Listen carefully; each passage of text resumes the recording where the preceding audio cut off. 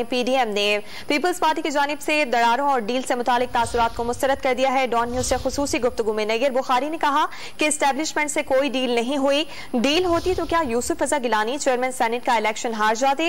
नैयर बुखारी ने दावा किया कि पीडीएम इस्तीफों की बात पर पीपल्स पार्टी के सवालात के जवाब नहीं दे सकी, मुतमईन नहीं किया जा सका कि इस्तीफों के बाद क्या होगा। पीडीएम मीटिंग के बाद पीपल्स पार्टी पर मलबा गिराना दुरुस्त बात नहीं। आगाह कर रहे हैं आपको, पीपल्स पार्टी की जानिब से पीडीएम में दरारों और डील से मुतालिक तासुरात को मुस्तरद कर दिया गया है। इसी हवाले से नैयर बुखारी ने डॉन न्यूज के नुमाइंदे नादिर गुलामानी से गुफ्तगू की है। आइए आपको वो गुफ्तगू दिखाते हैं।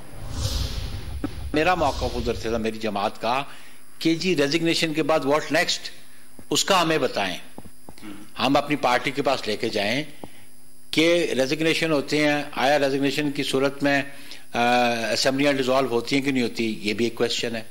आया जो हमारे अपोनेंट्स हैं जो वो उनको बाय इलेक्शंस में जाते हैं, तो अगर बाय इलेक्शंस होते हैं तो फिर वो हम कैसे कंटेस्ट करेंगे।